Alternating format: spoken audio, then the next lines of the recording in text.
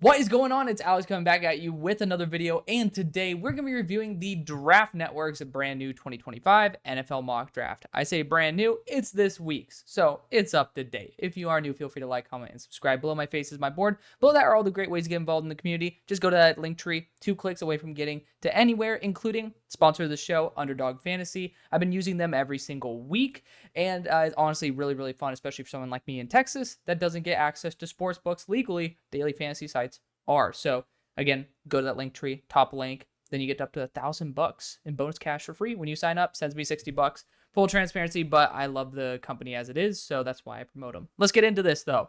If you guys do want to see my own mock drafts, I ended up putting up 2 a week, one with trades and one without. The one without is 2 rounds. The one with trades is 3. So let's get right into this. Starting out with the number 1 overall pick, I assume this is going to be reverse Super Bowl betting odds. There you go. Carson Beck goes to the Carolina Panthers at 1. Quarterback to the Panthers is a relatively logical solution. The only reason why you'd probably pull back is because people, Canal Story declining trade offers for Bryce Young. Maybe they want to try him out one more time before trying to give him up. But Carson Beck, very high floor quarterback. We're seeing with Andy Dalton. That might be a winning recipe there for the Panthers. So, if it works, let it keep working, right? I do think there's a lot of quarterbacks with a similar high floor in this class that maybe you could be able to snipe at the end of round 1 if you wanted to trade up. If there is a team that's more aggressive for a quarterback that they really need to put them over the top, like one with a higher ceiling, I think that trading back and then trading up at the end of the first would be arguably a better move. At pick number 2 for the Denver Broncos, Kelvin Banks is the selection. I'm not the biggest Kelvin Banks guy because I think his leverage is a little bit off. The dude is really on his, he's way too nose over the toes on the ground a lot, but still a great talent. Again, I like to reemphasize the fact that when I give criticism for players, just look where they're drafted. In this range, these are the blue chip players that are supposed to be on the franchise for 10, 15 years. Kelvin Banks could end up being that, but I'm just saying the probability is a little bit lower based on some of his traits. But he has improved in several other areas. I do love that about him. He's a very good player. I just have to mention some of the negatives at the same time. It's not fun to mention the negatives. However, it's still worth noting. The Giants then go Shedeur Sanders at 3. Again, it's a very popular selection. I ended up having Shedeur fall a little bit. There are some things. We see Spencer Rattler, who had a ton of talent and was supposed to be a number 1 overall pick, end up falling to the 5th round. I don't think Shedeur will fall that far because I think his playing in his final year has been better than Rattler's was. However, I want to see him versus a team that is far more NFL competitive-wise. Because of the fact that the Nebraska game was certainly not worth a top 10 pick, let alone a first round pick, let alone a day 2 pick. The performance in that game was not great, but certainly there's still a lot to be written out for the season for Shedeur Sanders, and I think that we'll have a much clearer picture, and I'd be very happy. People think I don't like him. Well, I actually would much rather him be a very good quarterback because it makes my mocks easier, right? And makes watching football a lot more fun when players are good.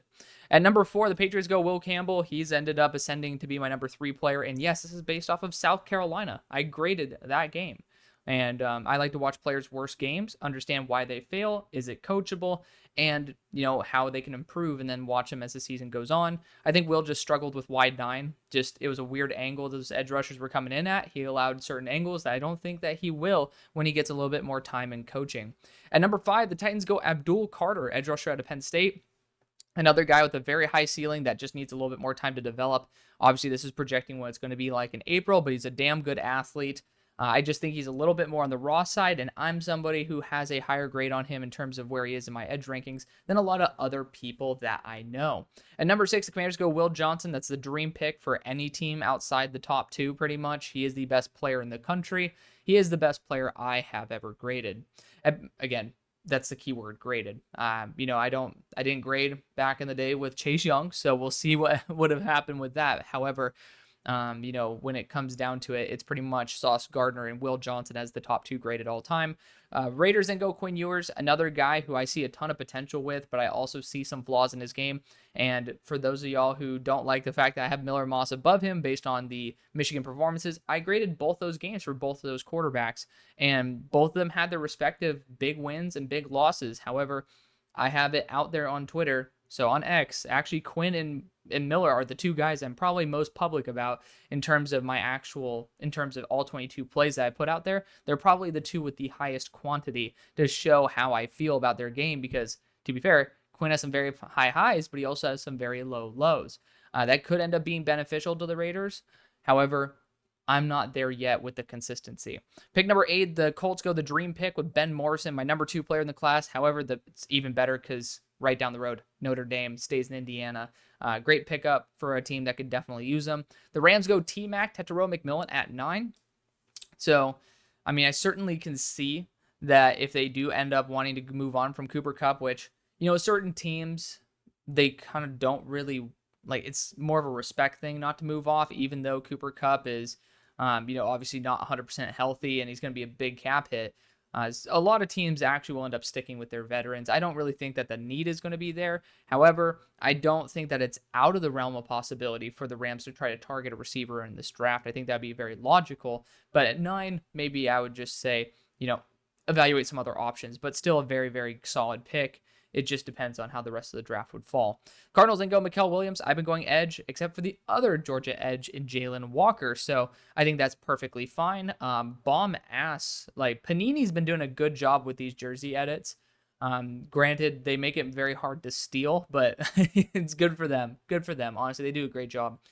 Pick number 11, the Jaguars go Travis Hunter. People think he should be a top 5 pick, maybe even a top 3 pick. I think he should be a top 10 pick, and I think he's going to be a wide receiver. The Jaguars, I don't think it would be a bad decision to go after Hunter as a wide receiver. I doubt he'll play corner based on the money that you get, and, I think that slipping up as a wide receiver on one play is far less of a ding than slipping up as a cornerback on one play.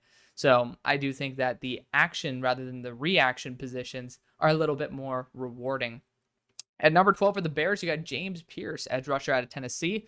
I like the edge rusher from Tennessee that they have on their roster right now. However, obviously the contract's not there yet for Darrell Taylor, but going after edge rusher is never a bad idea. I'd prefer to go defensive interior or offensive line.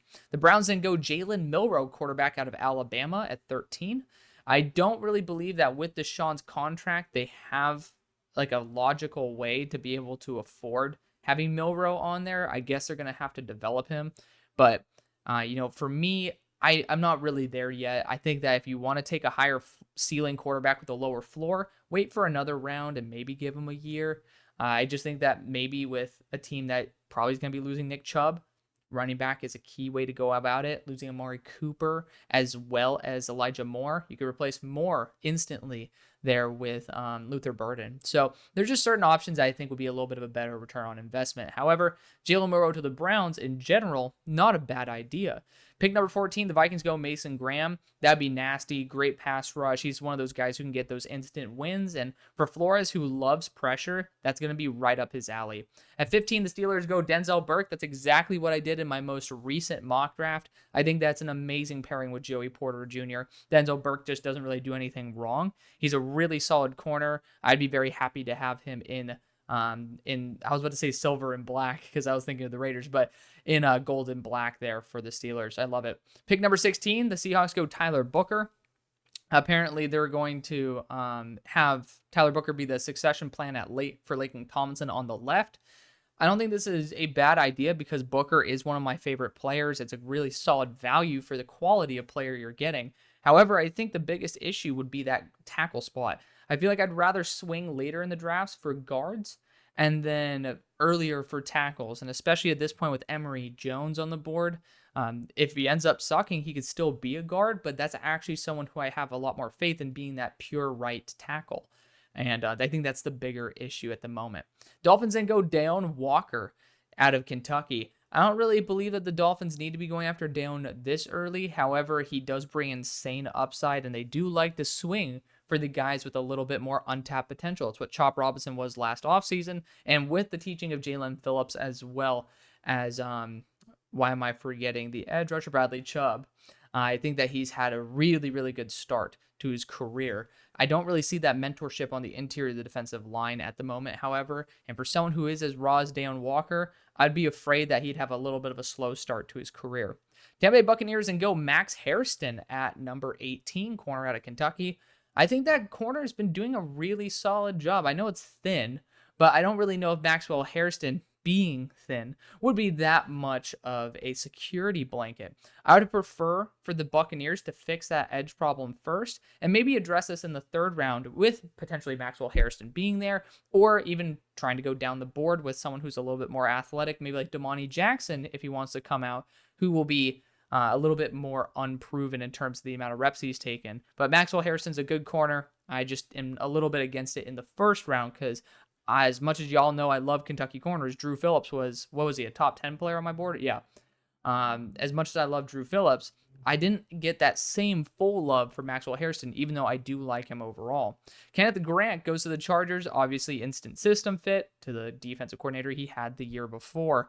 I think Kenneth Grant has been a little bit underwhelming in terms of production. I think that he'd be a really good trade back target. However, if they end up sticking and picking with Kenneth Grant, I don't think that it would end up being a really big I don't think it's going to be a whiff. I don't think it's going to be a bust. I just think it will take a little bit more time to come to fruition. I think early on, it might be a little bit frustrating for Chargers fans that watch their first round pick need to develop more and more, especially with Justin Herbert. I mean, how many more years do you want Justin Herbert to have to wait for the next year? But Kenneth Grant has a very high ceiling. He has a very good motor. I love him as a player. I just want him to be a little bit further along and be more productive at this point in his college career. Kyron Lacy goes to the Saints at 20. Obviously, love seeing the LSU players going from Baton Rouge all the way to New Orleans. He is a really solid receiver at 6'2", 213 pounds. He actually brings that beautiful pairing with potentially Rashid Shaheed, even though he's going to be up for a contract. That's going to be an interesting one. Talk about a perfect time to come out being as damn good as Shaheed has been. And to be fair, we knew Shaheed was good. Just he's like the primary threat in terms of the deep ball. But I digress. But obviously, you have Olave there. Kyron Lacy completes that trio very, very well. At number 21, the Falcons go Luther Burden. Now, I don't really know if I'd put Luther Burden below these players like Kyron Lacy, etc. But if the Falcons have him here, I'd be very, very happy to replace Rondale Moore with a talent like Luther Burden. Then you got Jalen Walker going to the Green Bay Packers. He's a tweener linebacker edge. I think he's actually a really good starter at both positions. So flexibility is a key thing for the Packers because of the fact that, well, they have a lot of positions with a lot of guys. And being able to have that flexibility allows you to be able to play sooner, in my opinion, especially for a team that does have a lot of developmental players. And if you're able to make a really solid impact at both positions rather than just being like, well, we don't think that you're a good linebacker, so maybe you're an edge. Some of the guys are like that when they're tweeners. I think Jalen Walker's really good as both a linebacker and an edge, so I can see him making a big impact early. Jets then go Cam Ward at 23. I love that idea. Obviously, super high ceiling player. He's the guy who I've been taking at number 1. I think that that's the projection he's going on. And if the Jets can get him at 23, I think that's a wrap. I think Aaron Rodgers is going to be actually quite happy to have a little bit of competition with Cam Ward, who, maybe in certain situations, if they want a little more mobility, it might give Aaron Rodgers a little bit more rest. But, it's 2 quarterback systems are a little bit of a stretch. However, Cam Ward being the future with that arm talent and learning from Aaron Rodgers, that's a plan for success. Pick number 24, the Bengals go Colson Loveland. So far, they've loved Eric All. Mike Gesicki's done really well. I think Colson would step into the Mike Gesicki role, obviously as a really solid receiver. And if you're here at 24 and he's available, I just don't know if you can pass on him. He's a very solid tight end. I know there's some other options like Ashton Genty that I'd love to pair up with Chase Brown. But Colson Loveland, I cannot complain about that pick. Really, really solid weapon. Pick number 25, the Cowboys get Ashton Genty, who's been absolutely stunning and stellar so far. I think that would be an excellent addition to the squad. He's been fantastic. Obviously, he needs to make sure he protects the ball, which he's done a very good job at this year. Just last year, fumbled 5 times. So far, he's done a great job of righting the wrong of the year before. And I think that if he can do that, I don't really know if the fumbles will translate, and that's a really good sign. If he does have fumbling issues this year, I think there would be some worries that the fumbling will continue. And turnover game is kind of the big deal in the NFL. But he's done a great job at the moment. I think this is well-deserved. Nick Scourton goes to the Ravens at 26. Yeah, I mean, David Ojabo really hasn't fully stepped up. I think that this would be a perfect replacement for the role of Jadeveon Clowney. This is just excellent value at this pick. Nick Skelton, obviously, where is he at on my board? He's number 19 technically.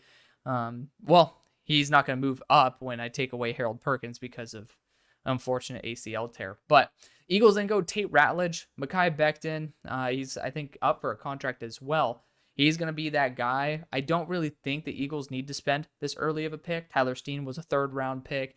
You look at Trevor Keegan. He was a 6th-round pick. I feel like Stoutland U doesn't need to focus on the guards. Stoutland U needs, or at least early, Stoutland U needs to focus on those tackles early because, to be fair, Johnson did a really solid job filling in for Lane. There's a dude, I think his name is Trent. I'm tripping. Right tackle filled in for Lane Johnson. Did actually a really, really good job. So, to be fair, I don't know if he's going to be the answer at right tackle. If he does, is it Fred?